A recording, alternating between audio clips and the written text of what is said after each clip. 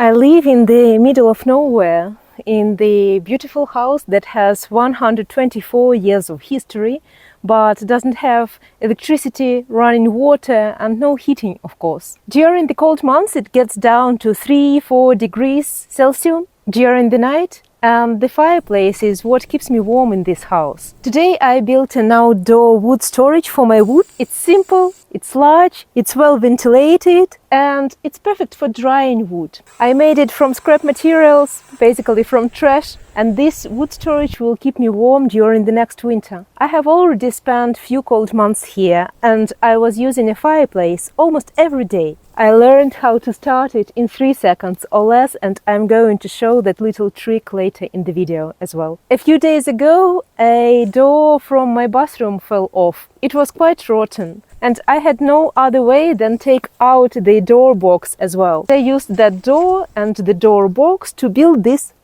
wood storage. I've already cut down a lot of trees on my plot. I pruned my almond trees and cleared the pines near the house to make the place look nice, not like a creepy Tim Burton's cartoon. Now all this wood needs to be gathered, cut into the size appropriate to the fireplace, and I expect that it will season well here. I put this storage on the southern side of the house where it gets sun the entire day. It's sunset now, it still has sun. I'm not adding any roof because it rarely rains here. As I live in the mountains in the beginning of the valley, I often see how it rains in the valley, but the water doesn't come here, for better or for worse. But if it rains, my expectation is that the wood will dry out here properly and quickly. I also keep an extra wood in my shed, just in case. To be precise, it's not a shed anymore. I turned it into a workshop, and I have all my favorite toys there. And I'd like to have as much space for them as possible. So there is a little bit wood stored there, but it's just for the case of emergency. So I wanted it to be quick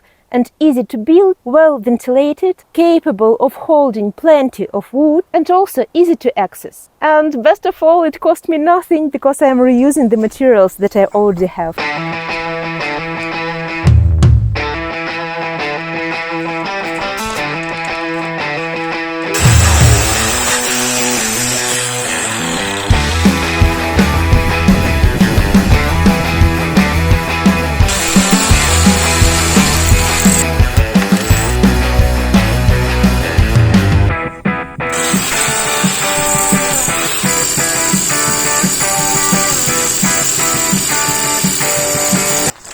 Yesterday I cut everything to make the structure.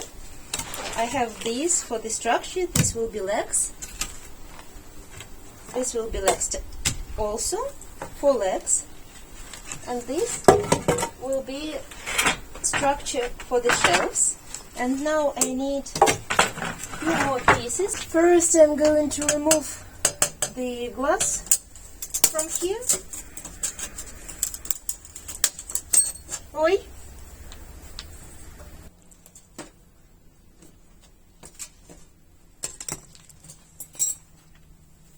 Okay.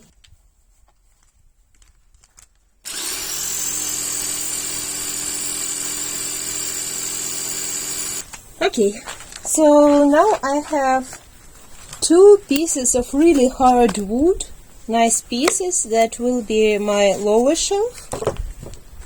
Now I have 1 piece of the hardwood as well, very good wood, another bit a little bit rotten, but firm also, and 2 lighter parts from the window. I think I can use them, they are pretty firm, they are fine, I'm going to use them as well. I do 2 holes, put pieces of wood inside, and then I mark with oil. I want my holes to be half of this piece, right? So I'm going to mark it like this.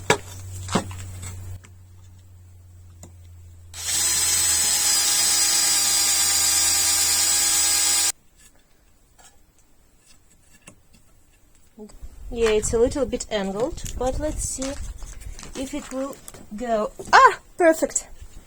Perfect! How I am so cool. I am amazing. Perfect. Perfect.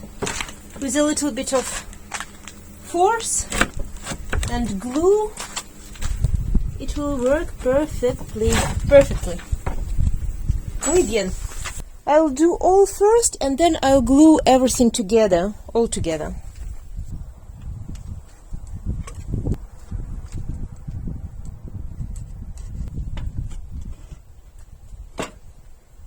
I have two dowels for each connection that I connected with glue also, and one long screw. There is a super cool tool that is called corner clamp that I sadly don't have to put on my structure, but I found a solution. The hardest thing was to put this house of cards together before screwing it and to level everything properly. I made the leads inclined a little bit, about 5-10 degrees each side. This way they will have more resistance and the structure will be more stable. This is it! Now it lives here. Little by little I will collect all the branches that I have on my plot. I will cut them to the size and I will put them here. Oh, by the way, can you see this beautiful axe over here? I'm not going to use it because it's super heavy.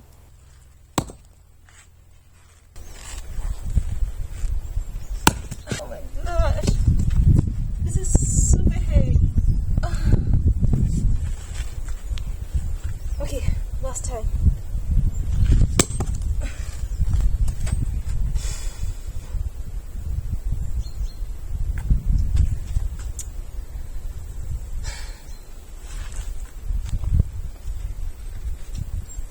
This is it.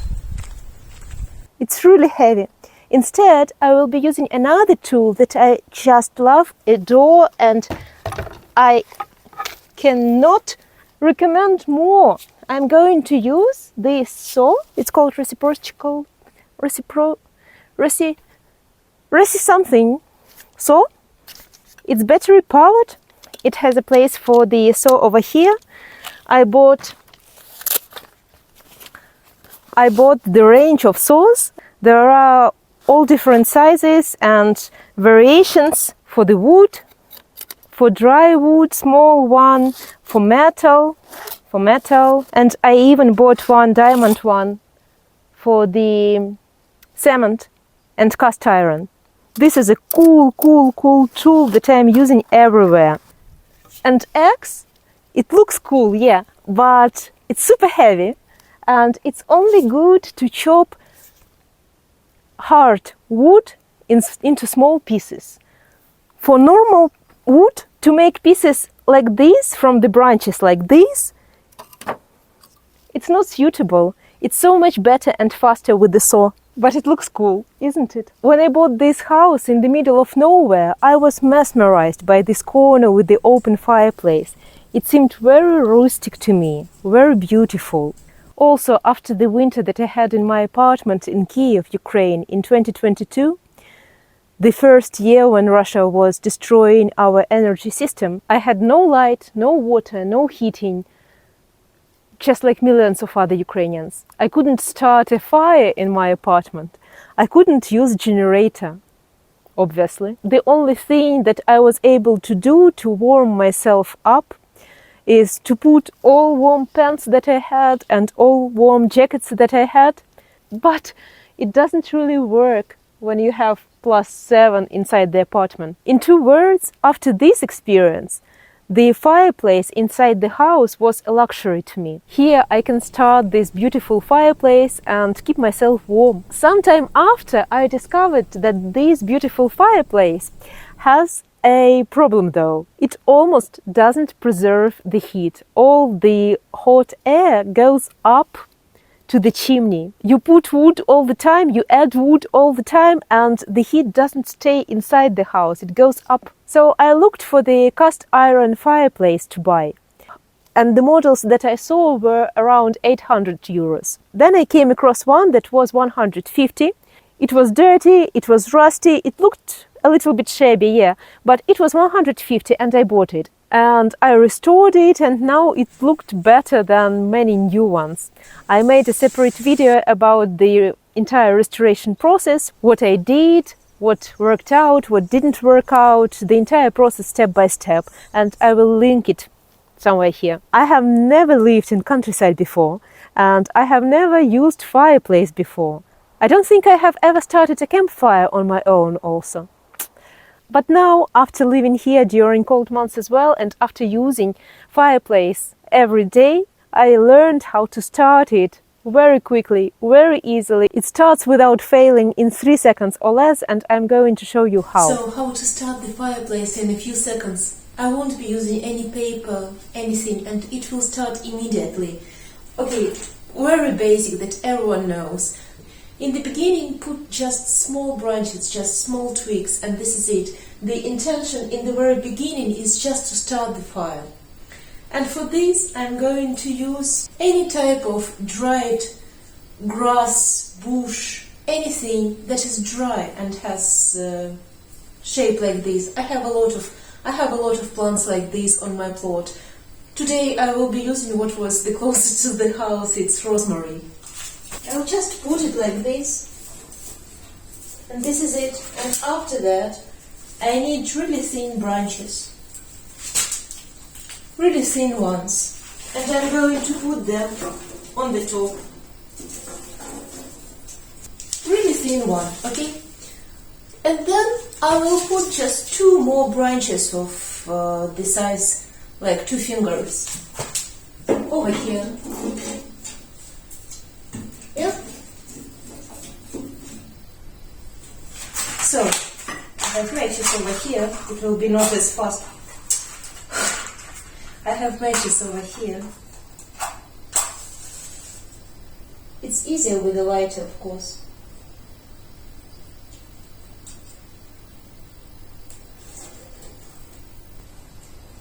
And this is it.